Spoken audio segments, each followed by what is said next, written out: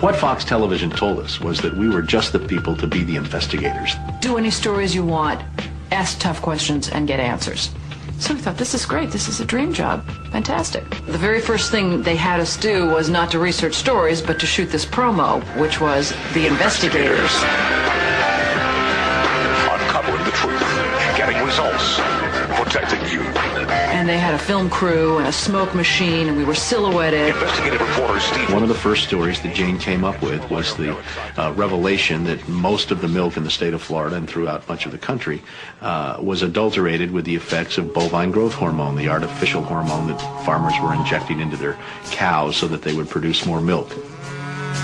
With Monsanto, I didn't realize how effectively a corporation could work to get something on the marketplace. The levels of coordination they had to have. They had to get university professors into the fold.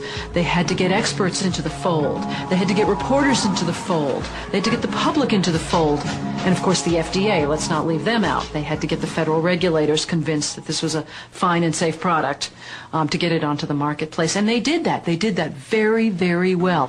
It's a great time to be a high-producing cow. Posilac One Step, bovine somatotropin by Monsanto. The federal government basically rubber-stamped it before they put it on the marketplace. The longest test they did for human toxicity was 90 days on 30 rats.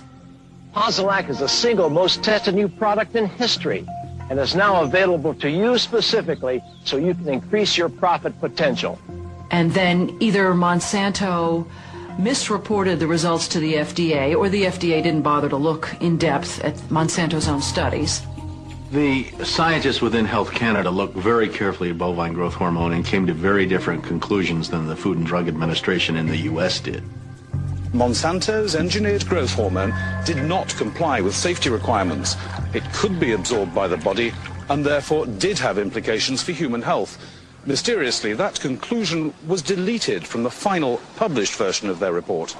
They knew there were problems. They saw serious potential human health problems, and they stood up in Canada and said, we're not going to approve this because we don't believe it's safe.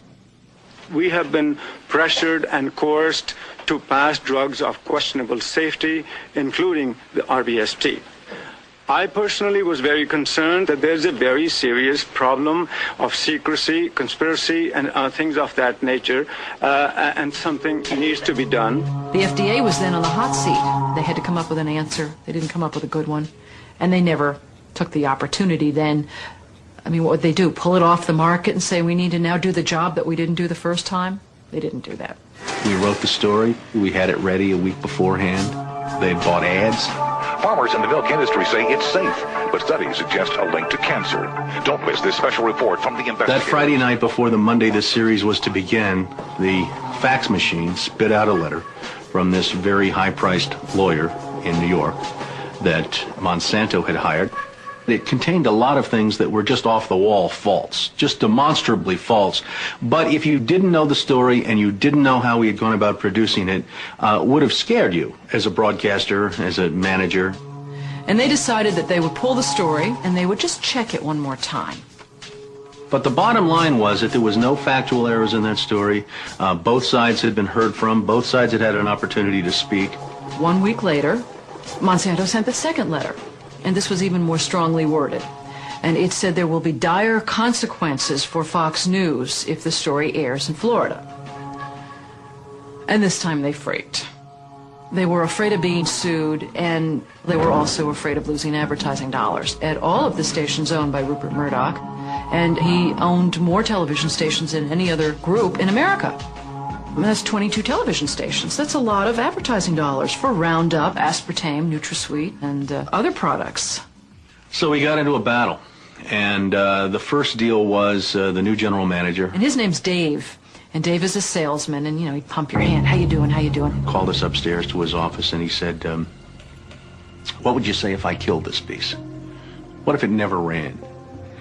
And we said, well, you know, we wouldn't be very happy about that. And he said, well, I could kill it, you know. And we said, yes, of course, you're the manager. You could kill it. It would never air.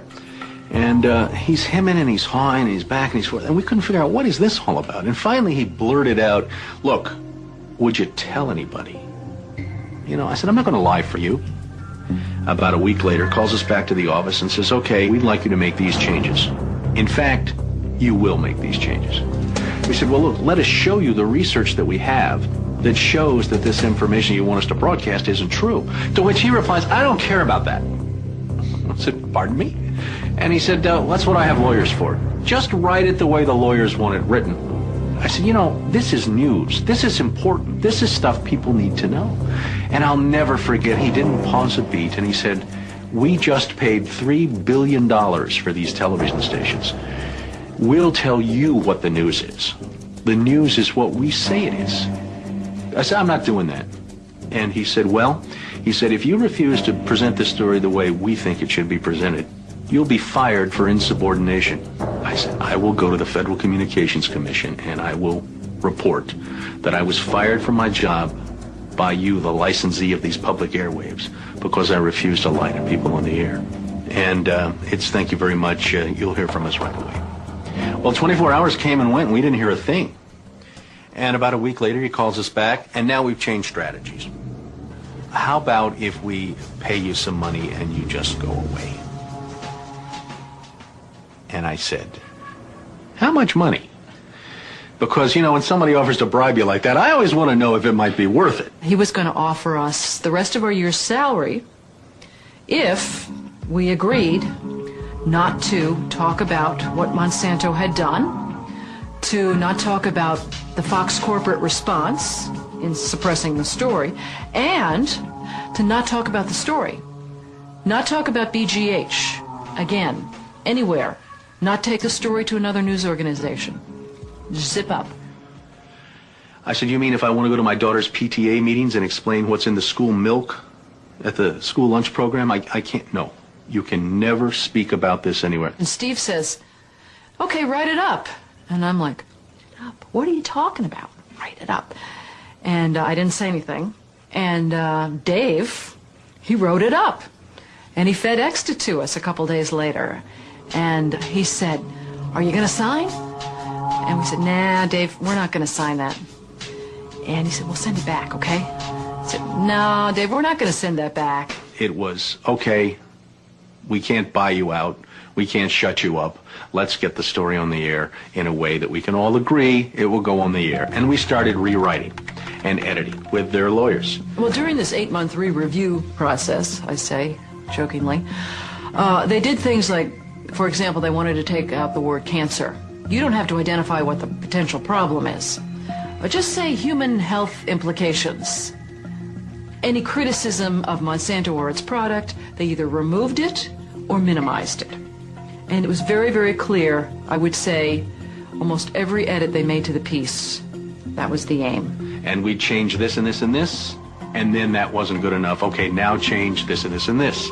Now change this and this. Version after version after version, 83 times. 83 times is unheard of. It doesn't happen. You shouldn't have to rewrite something 83 times. Obviously, they didn't want to put the thing on the air, and they were trying to drive us crazy and get us to quit or wait until the first window in our contract so that they could fire us. They, in effect, announced that they were going to fire us for no cause. Well, this was a little much. And Steve wrote a letter to the lawyer in Atlanta, whose name is Carolyn Forrest, the Fox corporate lawyer. And I said, this isn't about being fired for no cause. You're firing us because we refused to put on the air something that we knew and demonstrated to be false and misleading. That's what this is about. And because we put up a fight, because we stood up to this big corporation, and we stood up to your editors, and we stood up to your lawyers, and we said to you, look, there ought to be a principle higher than just making money. And she wrote a letter back and said, you are right. That's exactly what it was. You stood up to us on this story, and that's why we're letting you go. Jane sued Fox under Florida's whistleblower statute, which protects those who try to prevent others from breaking the law. But her appeal court judges found that falsifying news isn't actually against the law. Florida's appellate court has ruled in favor of Fox 13. You may recall that Jane Acree, a former reporter here, sued Fox 13 in a whistleblower lawsuit, claiming she was fired for refusing to distort her report.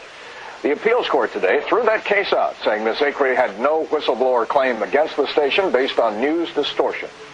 Fox 13 Vice President and General Manager Bob Linger says the station has been completely vindicated by the ruling.